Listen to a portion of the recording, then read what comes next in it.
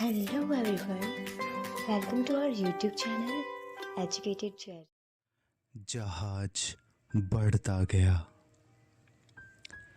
Beagle की प्रशांत महासागर की यात्रा का अलग ही आनंद था, पर साथ में कठिनाइयाँ भी कम नहीं थी। इस यात्रा के बारे में वर्णन करते हुए चार्ल्स डार्विन ने अपनी बहन को लिखा कि यहाँ पर पानी इतना गहरा है कि जहाज के लिए लंगर डालना तक संभव नहीं है। कई बार उन्हें गुप्त अंधेरी रातों में 14-14 घंटों तक पतले संकरे इलाकों में बिना लंगर डाले खड़े रहना पड़ता था, और इस क्रम में जहाज कई बार चट्टानों के बहुत निकट आ गया। इसके अलावा कई बार जहाज को उछलते कूदते गरजते समुद्र में भी सावधानीपूर्वक आगे बढ़ना पड़ा। ऐसी गर्जना थी कि यदि स्थल निवासी सुन लें तो एक हफ्ते तक डर के मारे सो न पाएं। जहाज तेजी से ऊपर नीचे होता रहा। इसी बीच जहाज का परसर मृत्यु का शिकार हो गया। वह पहले से ही बीमार था और इस बीच उसकी हालत बिगड़ती चली गई। जहाजियों ने जहाज के डेक पर उसका शव रखा और अंतिम प्रार्थना पढ़ी। इसके बाद शव को समुद्र में आदरपूर्वक डाल दिया गया। डार्विन को भी समुद्र से परहेज था और उसका स्वास्थ्य भी अच्छा नहीं चल रहा था। इस दुख का उस पर बहुत गहरा असर पड़ा, पर दुख अधिक दिन नहीं रह पाया। दक्षिणी गोलार्ध में जून जुलाई में सर्दी पड़ती है। जल्दी ही आसमान साफ हो गया और हवा में नमी का नामो निशान नहीं रहा। जब वे चिली में वेलपरेइसो पहुँचे तो धूप खिली थी। डार्विन को एक पुराना स्कूली मित्र मिला जिसने उसे अपने घर पर आमंत्रित किया। मित्र का घर सुविधाओं से सुसज्जित था। खाने में ताज़ा मांस मिला करता था, पर इस आरामदायक माहौल में भी डार्विन को अनेक बातों की चिंता मारे डाल रही थी। वह पूरी यात्रा में जानवरों, प्राणियों, कीड़ों, वनस्पतियों के नमूने डिब्बों, क्रेटों में पैक करके भेज रहा था ताकि उनकी आगे जांच हो। इस बीच हेंसलों का एक पत्र मिला, पर उसमें डिब्बों व क्रेटों का ब्यौरा अधूरा था।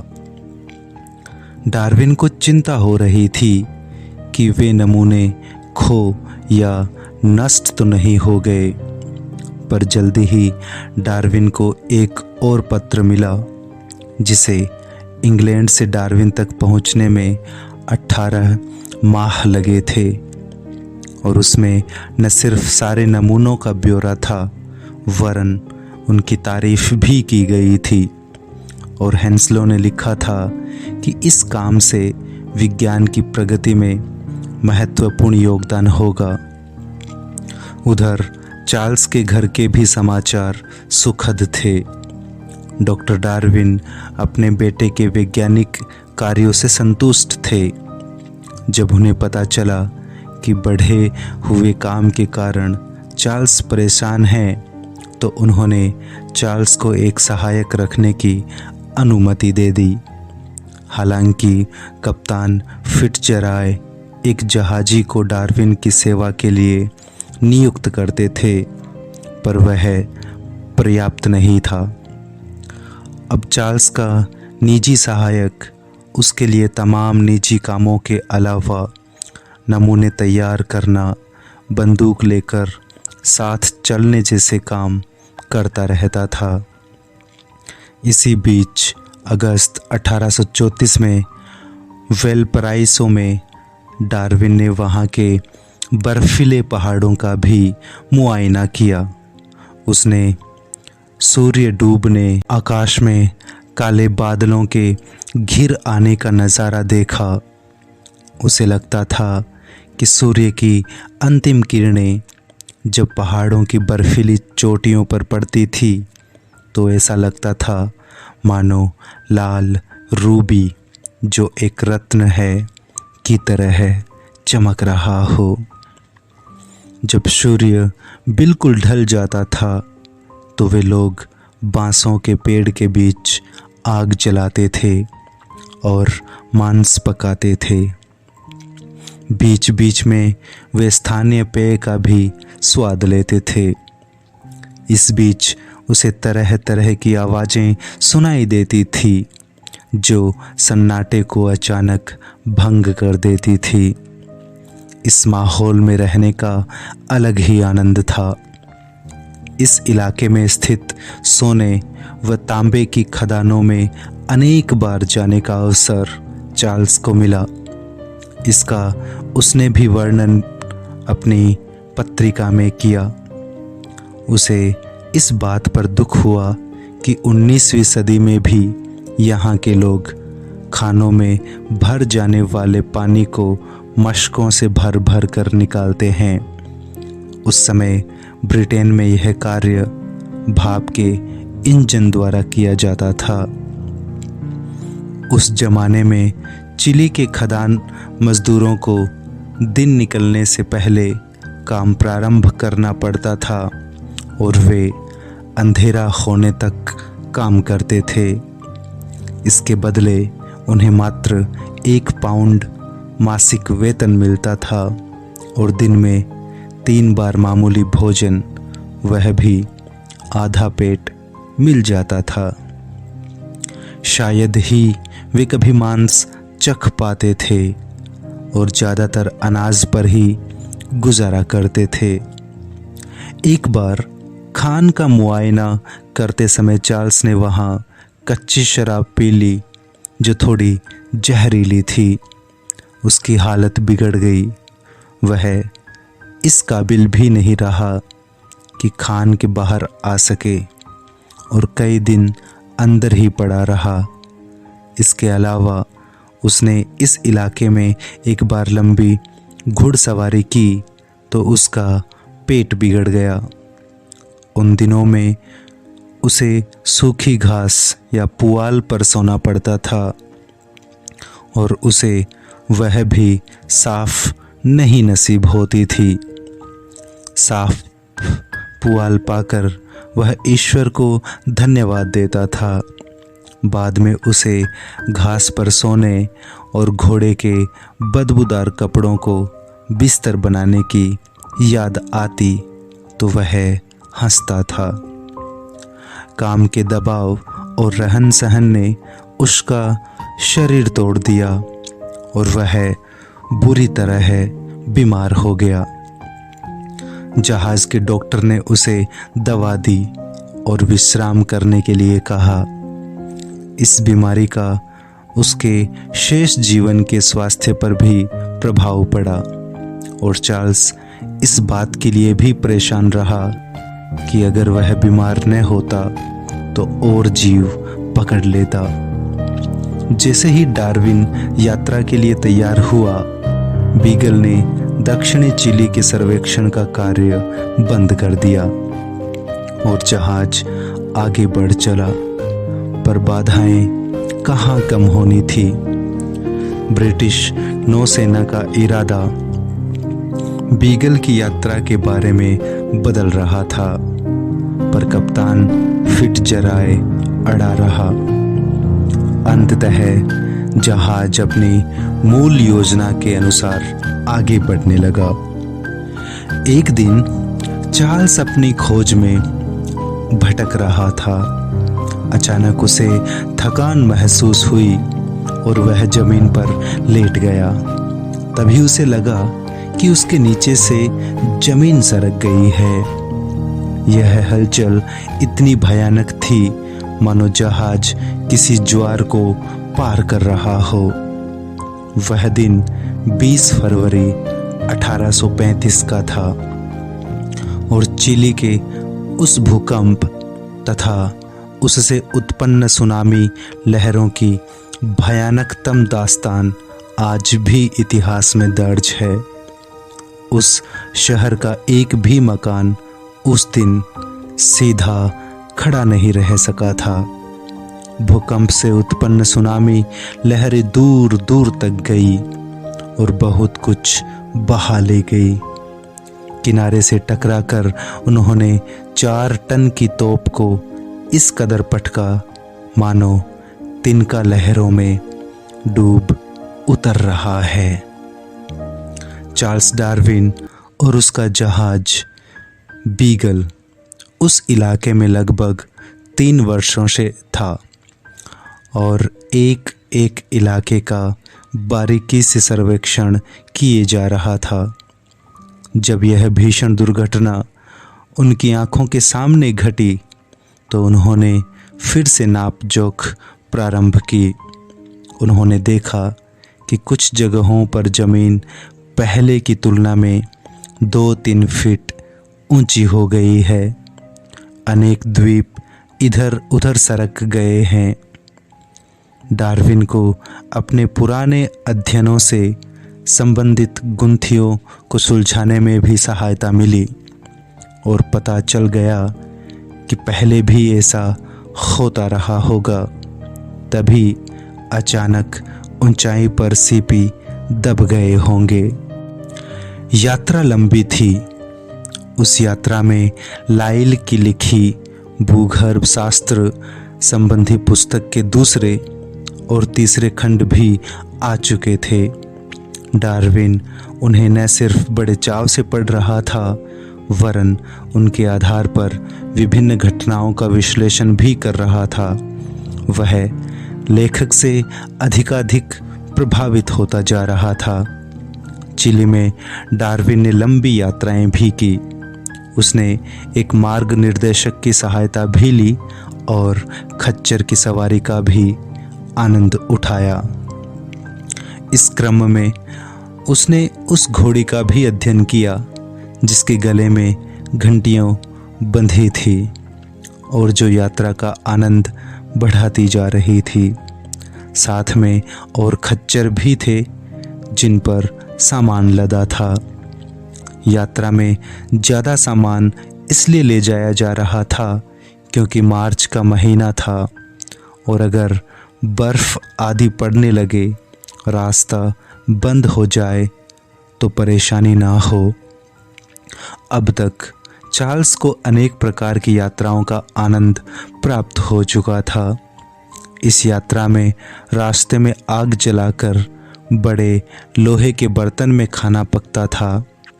इसमें खुला आसमान ही कई बार छत होती थी, पर प्रकृति का अध्ययन आसान होता था और डार्विन हर चीज़ को अपने नज़रिए से देखता और दर्ज करता चला गया। एक जगह है, एक तरफ गरजता समुद्र था और दूसरी तरफ आकाश चूमते पहाड़।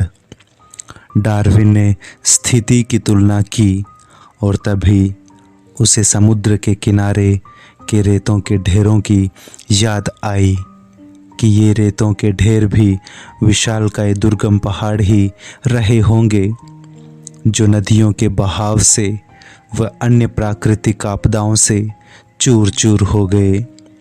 यह लगभग वैसा ही है जैसे कि तमाम प्राणियों की विभिन्न प्रजातियों का समय के साथ लुप्त हो जाना।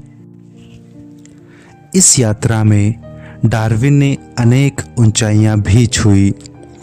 सर्पिल रास्तों से चढ़ते हुए वे ऊपर जाते गए।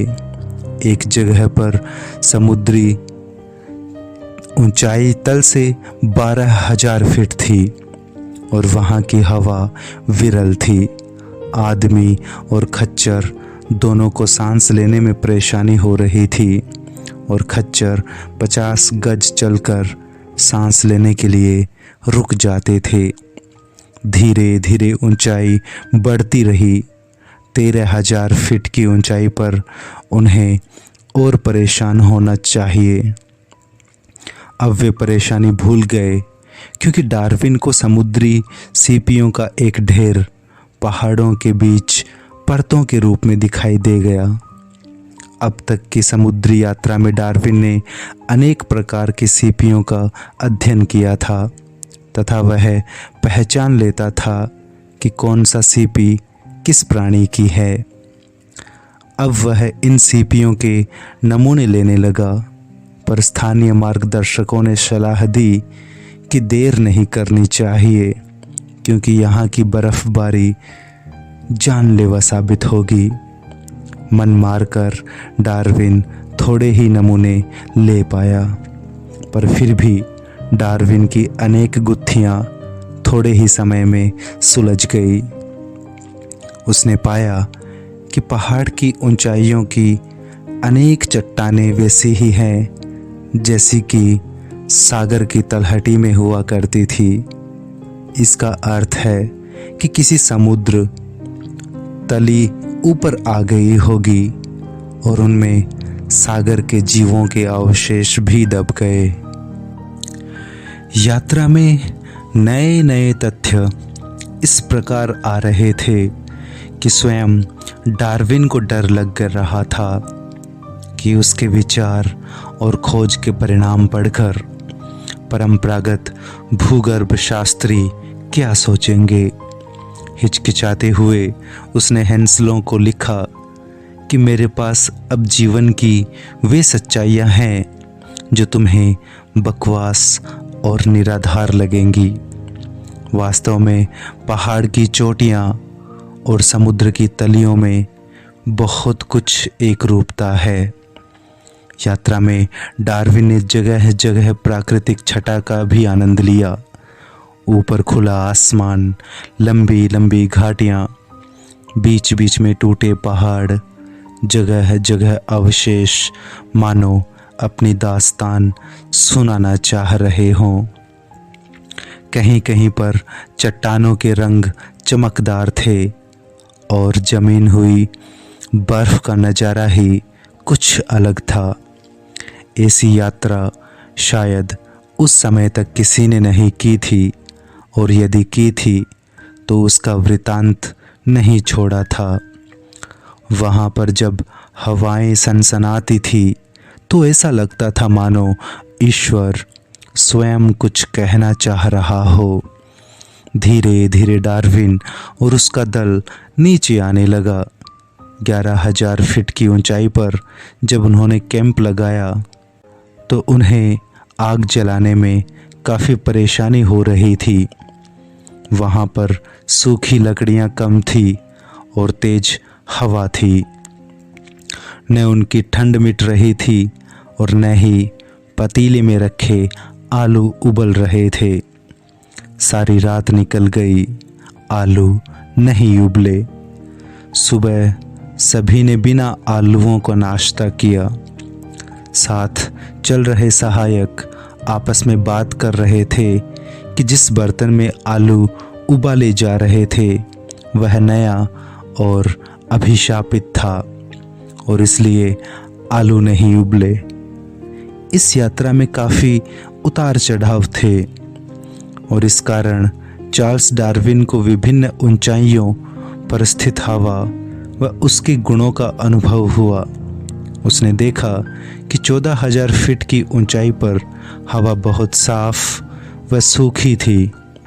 इस कारण इस ऊंचाई से चांद व तारे बिल्कुल साफ और स्पष्ट दिखलाई देते थे। उसे यह भी अनुभव हुआ कि इस ऊंचाई पर विद्युत आवेश बहुत तेजी से उत्पन्न हो जाता है।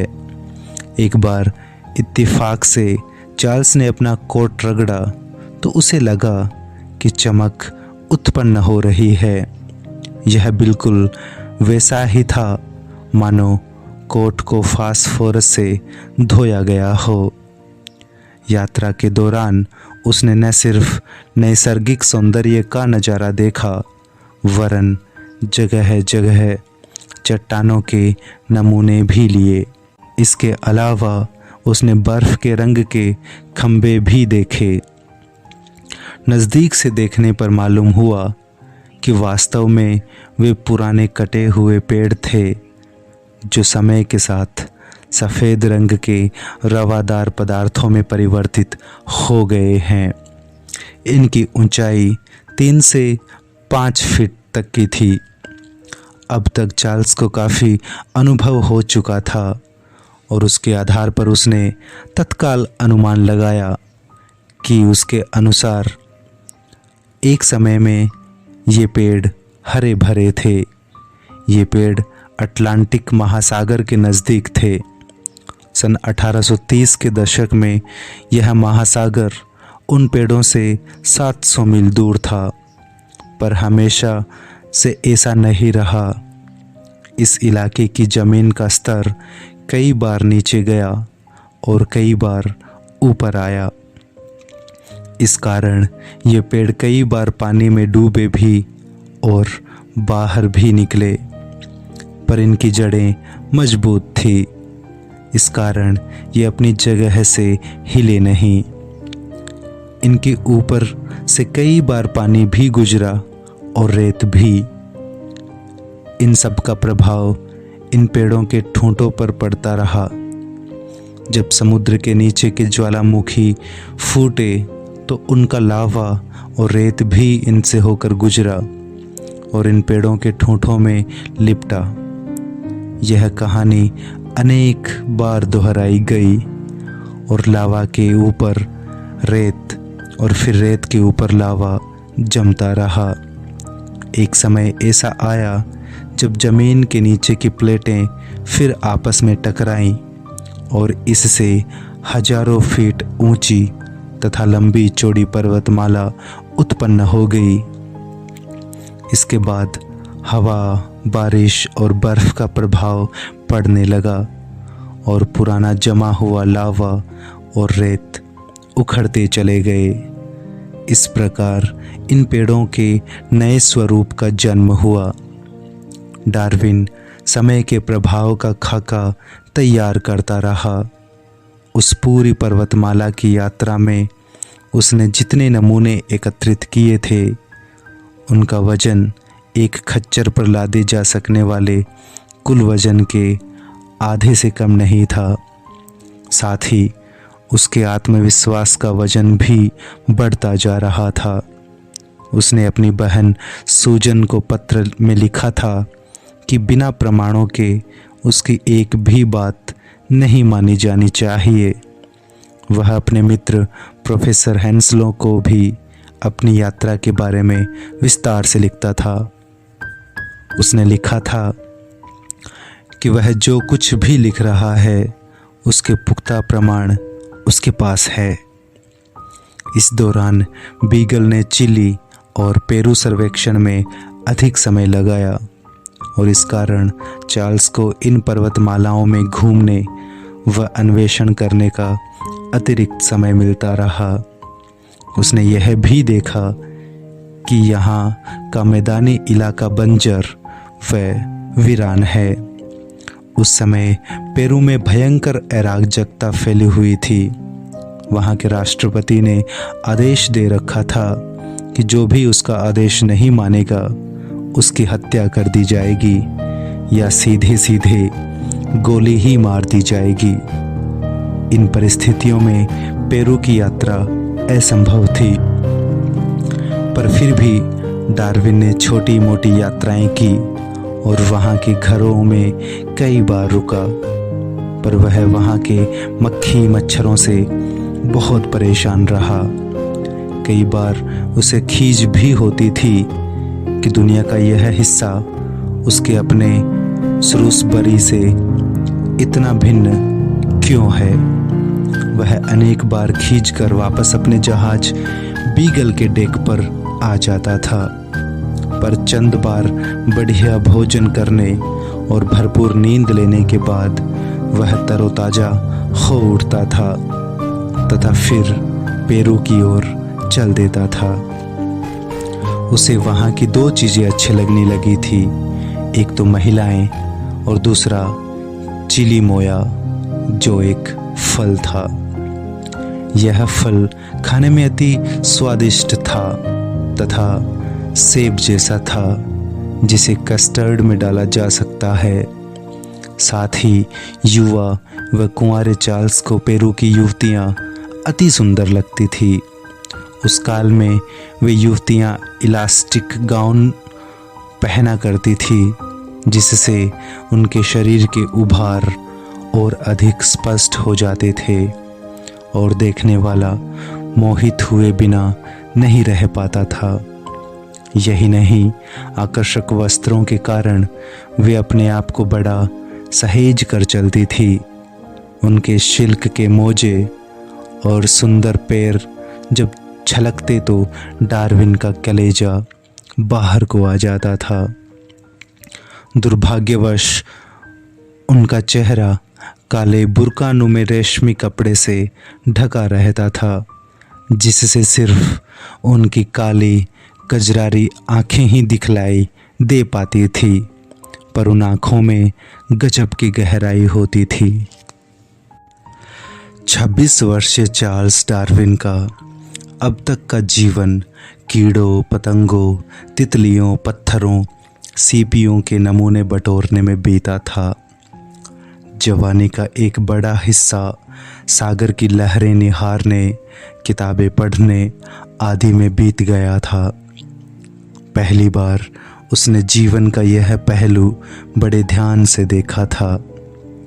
उन्हें देखने के बाद उसे वहाँ की इमारतों, चर्चों आदि की खूबसूरती निहारने व कलमबद्ध करने कभी सुध नहीं रही। पर चार्ल्स को यहाँ ज़्यादा दिन रहने का अवसर नहीं मिल पाया। बीगल जहाज गलापागोस की ओर बढ़ने वाला था। इस बीच उसे इंग्लैंड में विभिन्न लोगों को अनेक पत्र भी लिखने थे। आगे की यात्रा में पत्र भेजने की सुविधा नहीं थी। उन पत्रों में लिखी जाने वाली विभिन्न बातों में से एक प्रमुख बात आर्थिक समस्या थी। चार्ल्स जो काम कर रहा था उसमें खर्च भी हो रहा था, जिसे उसके पिता को चुकाना था। दबंग पिता के समक्ष समस्या रखने की हिम्मत पड़ नहीं रही थी। अतः चार्ल्स ने अपनी बहन सूजन का सहारा लिया। सूजन को लिखे पत्र में चार्ल्स ने यह समझाने का प्रयास किया कि वह पिता को यह समझाइए कि चार्ल्स बहुत थोड़े में गुजारा कर रहा है। इससे पहले वह साल में 100 पाउंड खर्च करता था, जिसका एक भाग बीगल का किराया, खाने पीने का खर्च आदि था। पर चिली में एंडेस के अन्वेषण अभियान में उसका खर्च मात्र 60 पाउंड हुआ। चार्ल्स के पत्र विनोदपूर्ण लहजे में होते थे। उसने बहन को यह भी समझाया कि समुद्री यात्रा में तो वह कम खर्च करता है, क्योंकि समुद्र में वह करे तो करे क्या, पर जब मैं ज़मीन पर पहुंचता हूं और घोड़े दिख जाते हैं तो मेरा खर्च बढ़ जाता है। मैं घुड़सवारी किए बिना नहीं रह पाता और घोड़े का मालिक मेरी जेब झाड़ लेता है। उसे यह भी लगता था कि शायद डॉक्टर डार्विन के सब्र का बांध टूट गया होगा, क्योंकि कहाँ वे उम्मीद कर रहे थे कि बेटा कमाएगा और कहाँ वह अभी तक खर्च ही कर रहा है। घोड़ों, खच्चरों पर चढ़कर पहाड़ों, जंगलों, बियावानों की खाक छान रहा है। पर दूसरी ओर डॉक्टर डार्विन इसी को चार्ल्स की नियति मान लिया था। बेटे को विदा किए हुए चौथा साल पूरा होने जा रहा था, पर अभी तक उन्हें झुंझलाहट नहीं हुई।